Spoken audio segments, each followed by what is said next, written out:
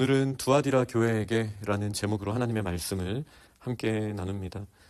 네 번째 편지는 그 눈이 불꽃 같고 그 발이 빛난 주석과 같은 하나님의 아들이 이르시되라고 예수님을 묘사하고 있습니다.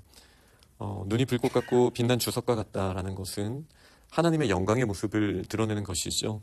그리고 예수님이 하나님의 아들이시다라는 주제를 던지면서 저희들에게는 어느 가정에 속해 있는가라는 질문을 또 자연스럽게 던지는 서문이라고 할 수 있습니다. 먼저 두아디라 교회는 주님께 그 사업과 사랑과 믿음과 섬김과 인내에 대해서 칭찬을 받으며 나중 행위가 처음 것보다 많도다라는 에베소 교회와 좀 대비되는 모습으로 칭찬해 주시는 내용이 먼저 있습니다. 점점 그 사랑과 믿음과 섬김과 인내가 깊어지고 있는 교회의 모습입니다.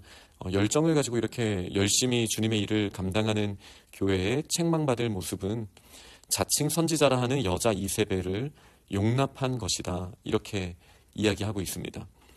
이세벨은 아합의 아내이죠. 이 아합의 아내 이세벨이 유명한 것은 우상숭배입니다.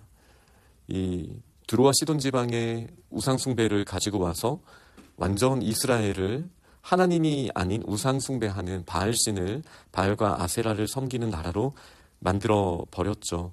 그러니 누군가 두아디라에 있는 리더십이 이세벨과 같이 하나님만 섬기는 것이 아닌 거짓된 신을 섬길 수 있도록 유혹했다. 이렇게 저희가 이해를 할 수 있겠습니다.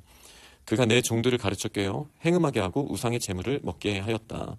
이렇게 말을 하는데요. 이 행음과 우상의 제물은 사실 어제 본문에 나와왔던 그 발람의 교훈을 따랐다. 이 모압에서 있었던 모압 여인들에게서 일어났던 그 음행과 우상 숭배가 연결되어 있는 그 상황을 저희들에게 또 다시 떠올리게 합니다.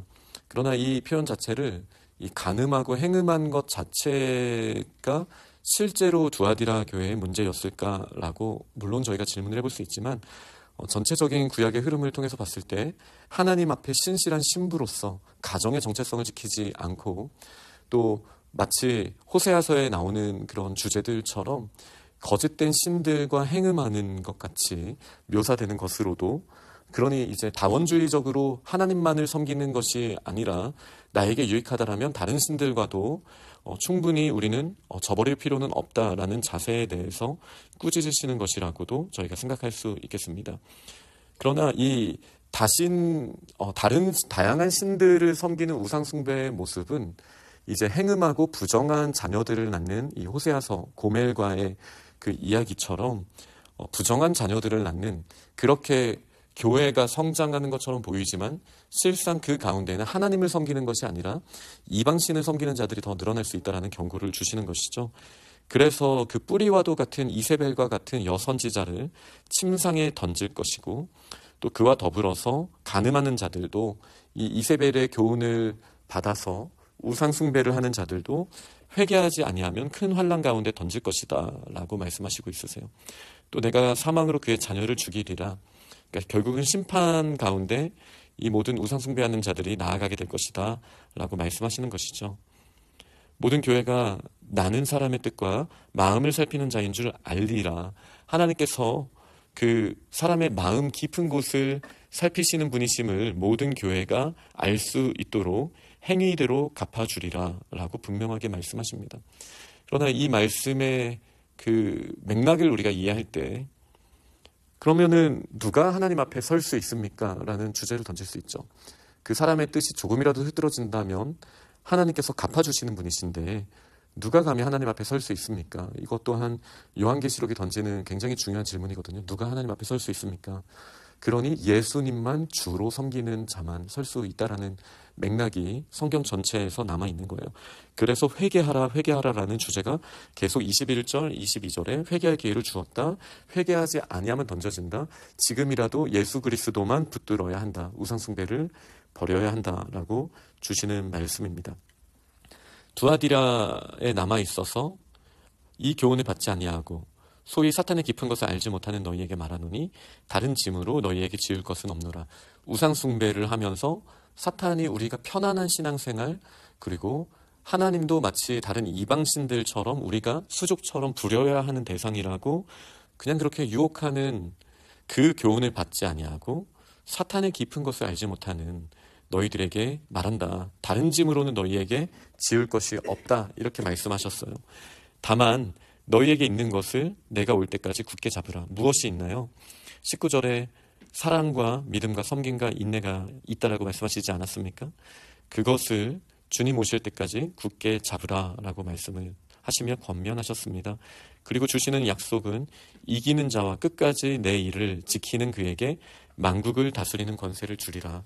그가 철장을 가지고 그들을 다스려 질그릇 깨뜨린 것 같이 하리니 나도 내 아버지께 받은 것이 그러하니라.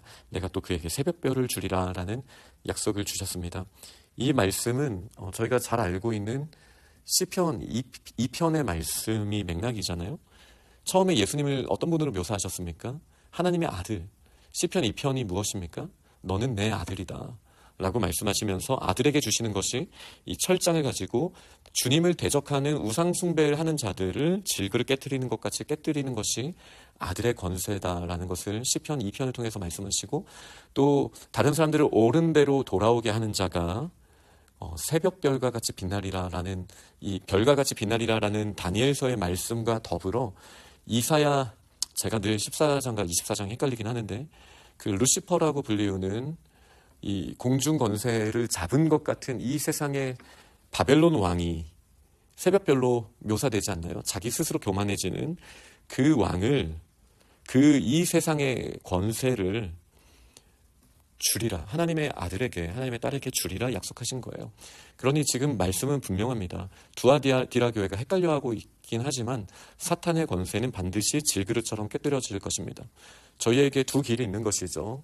이세벨의 자녀가 되어서 마치 이세벨과 아합의 자녀들이 우리가 예전에 묵상했던 것처럼 예후에 의해서 완전히 멸절당했던 그 길로 갈 것인가, 아니면 발이 빛난 주석과도 같은, 눈이 불꽃과도 같은 하나님의 아들 예수 그리스도 안에서 우리도 하나님의 자녀의 권세를 힘입어 그 별들 같이 빛나는 하나님의 영광을 나타내는 교회의 참모습을 가지고 나아갈 것인가, 이 두 가지 길을 분명하게 보여주시는 거예요.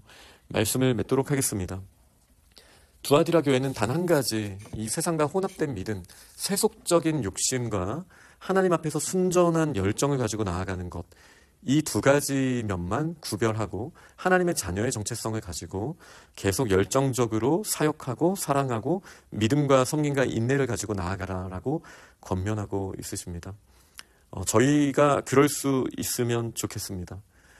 세상에 수많은 유혹들이 있지만 분별하는 지혜를 가지되, 그러나 에베소 교회가 없었던 첫사랑을 저버린 그런 거 말고요, 여전히 분별하며 우상 제물을 먹이게 하려고 하는 저 세상의 권세, 이세벨, 여기에 대적은 하되 사랑은 잃어버리지 않는 모습, 믿음을 잃어버리지 않는 모습, 이것이 지금 주님이 저희에게 기대하시는 말씀이다라는 사실을 기억하며 사랑 가운데 이 세속의 위험성을 분별하되, 그러나 여전히 예수 그리스도만이 우리의 주이심을 고백하며 하나님의 아들의 권세로 시편 2편에 약속하신 그 약속의 말씀이 지금 저희에게 주신 말씀이다라는 확신을 가지고 믿음으로 승리하는 우리 귀한 하나님의 사람들이 되시기를 간절히 축원합니다.